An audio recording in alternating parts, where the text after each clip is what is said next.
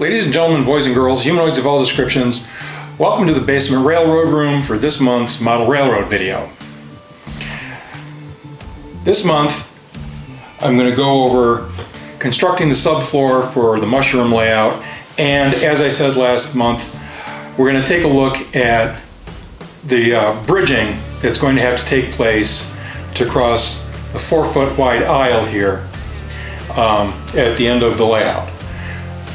So when it comes to bridging, although you're still looking for a model because it's small, the thing is the bridge actually has to function as a bridge. It has to look like a bridge. It has to carry a dead load if you stop a train on the bridge, and it has to carry what engineers call the live load of the train moving across the bridge. There's a couple of ways to do this. You can buy kits or you can scratch build. Both have their own special set of challenges. On my previous railroad, when I was in college, one of my goals for that railroad was to, along with seeing what mistakes were to be made, to also learn about bridging, because I knew I was going to have to build some, and not the kind I built in the Army. So this is a bridge that I built for my previous railroad, and there are some lessons from this. The first lesson is that the white styrene tubing, whether it's square or round from Plastruct, although it looks nice, even if you use the correct geometry, it's not strong enough. So what I had to do, you can see that the end of the square tube, also which has these C columns glued to it, needed to have brass tube inserted into it. So quality HO scale locomotives are fairly heavy. So at the time, we had a hobby shop in our area that wasn't simply model trains, and they had a selection of brass tubing available. If you're going to go this route, you're going to have to find a hobby shop with a selection of brass tubing, and not bar, but tube, at least in my opinion. You're going to have to find 2 tubes per each side, and I'm talking about to fill the lower stringer, 2 large ones that will just fill the space in the lower stringer, and 2 smaller diameter, same length tubes. The smaller one has to be of a size that will just barely not fit in the larger one. Cut them to your desired length with a tube cutter, and I'll show you one of those in a second. Then put them in your freezer in your kitchen. Because of physics, stuff that's cold is slightly smaller than stuff that's warm, and your kitchen freezer is going to create just enough shrinkage that the larger tube will fit around the small tube. When they warm up, you're going to have what's called an interference fit. And doing that with this bridge was just enough to make this bridge nice and strong, and yet it's still very light. Let me go and show you a pipe cutter now. This here is a tube cutter, or perhaps you prefer to call it a pipe cutter. It has a main body, and as I turn this wheel here, you can see that this jaw over here, which is on a screw, will move back and forth. Inside the main body, there's a wheel. maybe you could see the wheel that's in here. The way this works is you're going to take a tube. This is a piece of styrene. You're going to close the tube down so that it just fits the, you're going to close the jaw down so the tube just fits. So now that wheel is touching the tube. And just start to turn the tube. Give it a couple of turns. Just tighten the wheel a little bit. And as you do that, you take it back out, it'll start to cut the tube. These little plastic tools like this are just strong enough to not only cut styrene, but they'll also cut the type of brass that you buy for model railroad applications in hobby shops or catalogs like the Walthers catalog. And as I talk, I continue to turn this, tighten it up a little bit, and there we go. You cut your piece of tube, and it's a square end, and it's nice and clean. If you do brass, you may have a burr. If you do, gently run a file or a piece of emery cloth around it. Now, obviously I have my stud wall here. Behind the stud wall is a thermal blanket, which is code in my area. So I'm going to have to start by measuring the bench work up here that's going to hold that'll hold the track and the scenery. And I'm going to come across, and everything's going to be supported, and what I'm going to have to do is put a piece of tempered hardboard, which I've already shown you here on a couple of different video series. You get it at big box stores. I get mine at a chain where the buckets are orange. It's marketed under a couple of different names. One trade name is Masonite. Where I get it from, it's marketed as Equiboard, and it's a paper product. When we mount it here to cover up the stud wall, it's going to be smooth side out. It takes primer nicely, and then over the primer it'll take paint and it'll give us a sky background. Let me adjust the camera and show you what goes underneath the floor that people are going to stand on. Well, here we are, and this is basically what goes into building the floor for your house. I have a 2x10 box. I use Spax construction screws. They're not giving me anything to say that. These will always, in my experience, self-start. They're very sharp.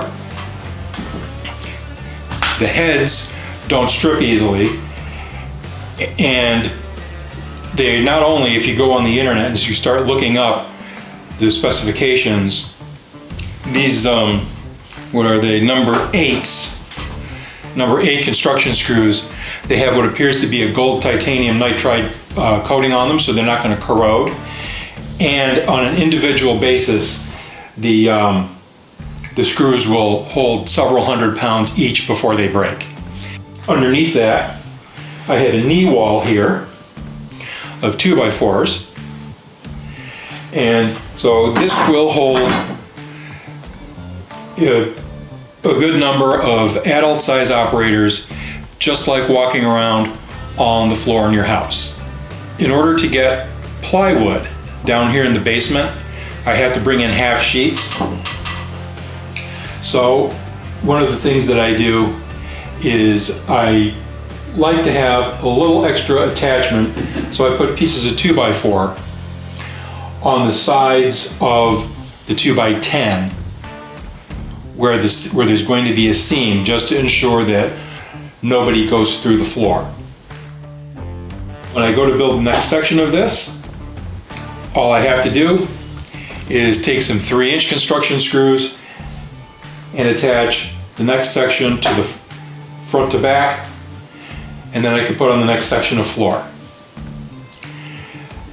Is it expensive? Well, a little bit, but it allows me to have the amount of railroad that I want. Remember, every model railroad is a compromise in some way, shape, or form. So now we started off talking about bridging. I've scratch built bridges before, as a matter of fact, a fairly long one, and I showed you the remains of one of those bridges. Let's head upstairs and take a quick look at the kits that I'm going to build in order to determine where the bench work is going to have to go in order to have the track height that I want and the terrain features that I've decided I want to have in this area behind me. All right, here we are with the components that are going to go into most of making this bridge. The first thing we have to think about is that bridges don't just sit on the ground at the end. And so I'm going to use this cleaning rod here as a pointer. We have bridge abutments. A bridge abutment is a couple of functions. It holds back the earth with these wings, so it holds back the fill underneath the bridge. It has this shelf here that the weight of the bridge bears down on. Now the bridge doesn't actually just sit on the abutment. Every bridge is pretty much a custom affair, no matter how it's built. So we need bridge shoes and adapters. They go and transfer the bridge's weight onto the abutment. And this is a different type of bridge shoe right here. We're going to need several different types of bridge. We're going to need plate girders. We're going to need a tower. And we're going to need 2 truss bridges. Additionally, one of the things we're going to need, because again, everything is at least semi-custom when we talk about bridging, is I've put together 5 sets, 5 bags of Central Valley truss kits. And that will go ahead and allow me some flexibility in supporting the bridge. In addition to that,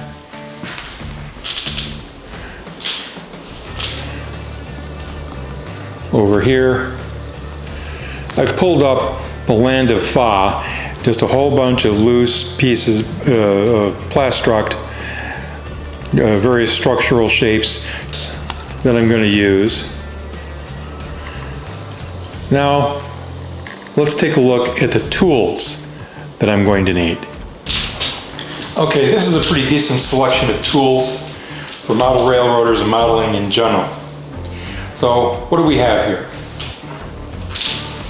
Well, the first thing that I've got here is a pair of sprue nippers, molded parts off of the sprues that they come attached to.